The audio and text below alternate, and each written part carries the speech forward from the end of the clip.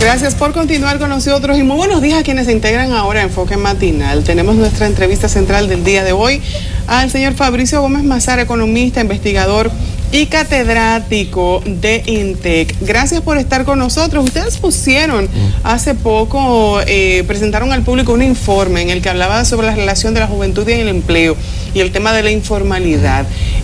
Nos llamó poderosamente la atención en un momento en el que se está hablando de la necesidad de formalizar las empresas, la cantidad de empresas que están en esa condición, en condición de informalidad, y la gran cantidad de jóvenes que están desempleados.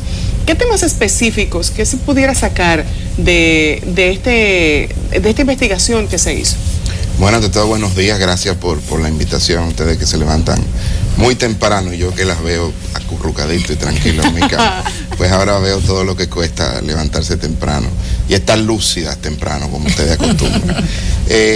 Hicimos en INTEC, digamos, son dos momentos que aunque estuvieron muy cerca, parecen uno solo. El primero fue el informe sobre el impacto de la informalidad en República Dominicana que hicimos con un grupo de catedráticos e investigadores del INTEC y que, digamos, ha sido muy comentado. Y luego fue la publicación de un libro de mi autoría que se llama Juventud y Empleo en República Dominicana. La primera parte es un poco, fue poner en tiempo y espacio qué está pasando con el mercado laboral o con lo que generan empleo, en este caso la micro, pequeña y mediana empresa. La gente piensa o podría pensar que quienes generan mayor cantidad de empleo son las grandes empresas. Sin embargo, las grandes empresas representan menos del 2% de toda la generación de empleo, de la oferta laboral. La mayoría de empresas en el país son micro y pequeñas empresas, fundamentalmente, y algunas medianas que hay, pero esos son los que generan empleo. El tema es que el nivel de empleo que producen estas estructuras productivas pequeñas son de escasa productividad. Y tal vez no de gran beneficio para el empleado, ¿no? La calidad de ese empleo es un problema también. Precisamente, cuando ustedes que se levantan tempranito y que tienen que ver, para que la ciudad funcione, muchas personas se despiertan muy temprano a mover la ciudad. Aquellos que trabajan en el transporte público, los mercados, los fruteros, uno va viendo como los periódicos. Esa es la ruta que nosotros hacemos en la mañana, incluye todo eso, periódicos, pan que llevan temprano en la mañana, la fruta, la gente que viene del mercado. Los que se paran en las esquinas y venden alimentos. Obviamente ellos son la gran mayoría de personas que salen a trabajar. Ahora, ¿cuál es el problema? Es el nivel de vulnerabilidad con que esas personas que trabajan en ese sector están enfrentando.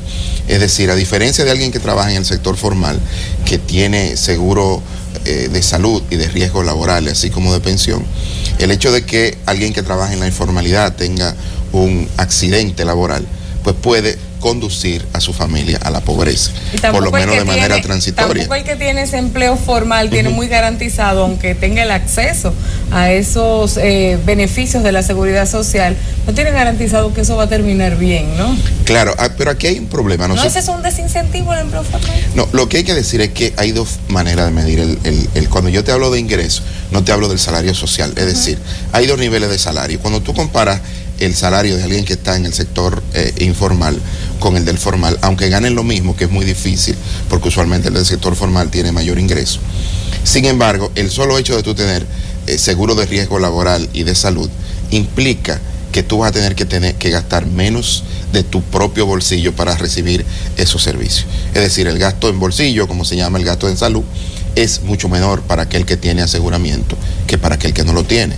Sí, pero hay la impresión de que no es tan grande ese margen como para incentivar el empleo formal, por un lado, o sea, yo salirme de mi chiripa en la que yo manejo mi horario y tengo algunos beneficios que creo que tengo, y por otro lado, no hay tanta creación de empleos en el sector formal como para generar esa transición importante. O sea, ¿dónde está el tranque para que no haya más formalización del empleo en República Dominicana? Bueno, el capital humano es el elemento esencial para que la gente pueda insertarse en el mercado laboral con un empleo de calidad, como nosotros le decimos, que es fundamentalmente en el sector informal o en el sector formal de la economía.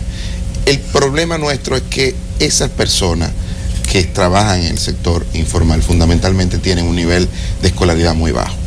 Para que pongamos las cosas en tiempo y espacio, en el año 2007 el BID y el Banco Mundial hicieron un estudio de pobreza de República Dominicana y tuvo un gran resultado respecto de lo que se llama los retornos a la educación. Es decir, a partir de qué nivel de escolaridad los empresarios comienzan a tomarte en cuenta para absorberte en el mercado formal y para pagarte mejores salarios. Y el resultado fue que los empresarios o que los retornos a la educación comenzaran a ser relevantes a partir de los 12 años de educación. Es decir, para un empresario en el sector formal, valora igual que tú tengas segundo de primaria o segundo de bachillerato. Solamente cuando tú completas la secundaria, ahí es que los retornos a la educación comienzan a ser crecientes. Y a medida que logras el grado universitario, pues sigue creciendo y puedes tener acceso a mejores ingresos en el mercado laboral. El tema nuestro es que como hay personas que están desertando muy temprano del sector educativo. Muchos varones sobre todo. Entonces ellos no pueden optar, no tienen opción. Donde van de manera automática, que es el único sector que lo puede absorber, es el sector informal, porque repito, estas estructuras pequeñas se caracterizan por tener muy baja productividad. Pero aparte de eso, ¿qué otras trabas tiene el sector informal para pasar a la formalidad? ¿Qué es lo que salió de ese estudio? Bueno, entre otras cosas, salió el elemento del por qué la gente no se mueve al tema de la formalidad. Uno de los elementos que queríamos medir era una de las propuestas plausibles que había hecho la actual administración, que era de permitirle a las MIPYMES ser suplidores del Estado.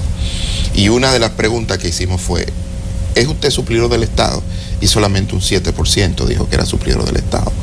Cuando volvimos a hacer una pregunta control o cruzada, que decía, en caso de que usted no sea suplidor del Estado, ¿le gustaría hacerlo?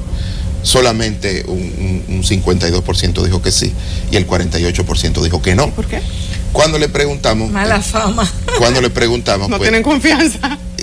Dijeron o revelaron que para ser suplidor del Estado ellos sabían que había que estar al día en el pago de impuesto a la renta. Exacto. Entonces, obviamente, había que tener una certificación de la DGI y eso alejaba un poco, pero también había un tema de capital de trabajo. Estas estructuras o las MIPYMES son muy sensibles a variaciones en su capital de trabajo y cuando venden al Estado y dura mucho tiempo para recibir el pago, pues obviamente puede afectar su funcionamiento. Incluso el director general de Impuestos Internos el año pasado hizo una propuesta que se ha quedado ahí en el sentido de que iba a comenzar a hacer un experimento con los suplidores del Estado, fundamentalmente con las pymes, para comenzar a cobrarle impuestos por el método de lo percibido y no de lo devengado. Es decir, cuando efectivamente le pagaran, precisamente para no afectar su capital de trabajo. Cuando ustedes sacan a la luz pública todas estas realidades que saca el estudio de INTEC y todas esas preguntitas que en el fondo todos sabíamos, pero como que nadie se atrevía incluso a ponerlos en papel que fuera llevado a la prensa, ¿cuál ha sido la reacción de la gente? Sorprendida con algunos detalles, como eso que tú dices, no quiero ser proveedor del Estado porque hay un porcentaje que tengo que pagar de impuestos que no prefiero, o no quiero inscribir los empleados en la TSS. ¿Cómo ha impactado el estudio en la gente? Yo creo que sí, porque hay una realidad mayor. Es decir, el 57% de las personas que trabajan en el mercado laboral se desempeñan en el sector informal. Es decir, ellos son la mayoría. Ellos son los que representan realmente el mercado laboral en términos estrictos. Eso no quiere decir que lo de la formalidad no sea importante, pero ellos son la mayoría y muchas veces, quizá por no tener, digamos, el poder relativo de ir en los medios de comunicación o de exigir sus derechos, se hacen invisibles. Pero repito, ustedes que se levantan muy temprano se dan cuenta cuál es la proporción de las personas que trabajan en el sector informal. Pero Fabrizio, hay gente que prefiere ser invisible, prefiere quedarse en esa informalidad, no porque tenga incluso ya no le quede más remedio, sino que alguien que haya tenido la oportunidad de tener un empleo formal prefiera quedarse tras bastidores, tal vez en un sistema que no tenga tanto control. Lo que pasa es que hay que saber diferenciar. Cuando tú dices prefiere, hay un supuesto heroico detrás que pueden optar. Preferir es optar. Hay gente que por su nivel educativo no tiene otra opción. Y hay que hacer dos elementos. Nosotros medimos las estructuras productivas, es decir, a los empresarios, los que creaban empleo, y a través de ello pudimos deducir qué pasaba con sus trabajadores.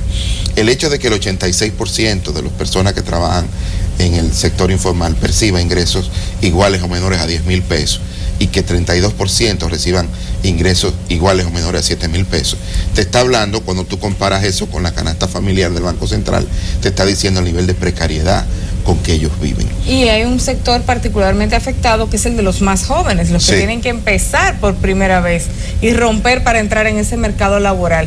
Adicionalmente a los obstáculos que hemos visto ya, para ese grupo, el grupo más joven, ¿qué falta para poderlos integrar al mercado productivo?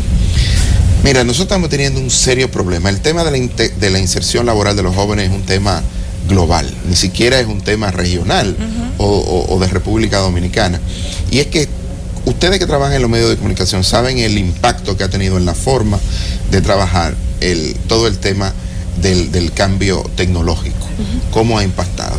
Sin embargo, uno esperaría que con el cambio tecnológico el nivel de obsolescencia del conocimiento fuera muy rápido y eso diera ventaja a los más jóvenes.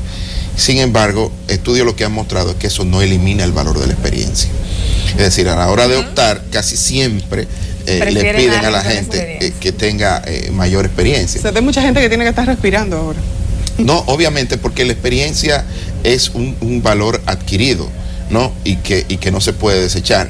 Si tú fueras a hacer un portafolio equilibrado de trabajadores. Los que tienen experiencia son más caros. Obviamente. Pero aquí, ¿qué es lo que está pasando? Y aterrizo en el caso de nuestro país. Hay un 14% de la población, o sea, de jóvenes entre 15 y 29 años, aproximadamente 686,000, que ni trabajan ni estudian. Entonces, eso de manera automática están postergando, por lo menos, o eliminando la posibilidad de acceder al mercado laboral y obtener un trabajo de calidad, un empleo de calidad. Porque no solo están excluidos del sistema, sino que su condición social puede empeorar con el paso del tiempo.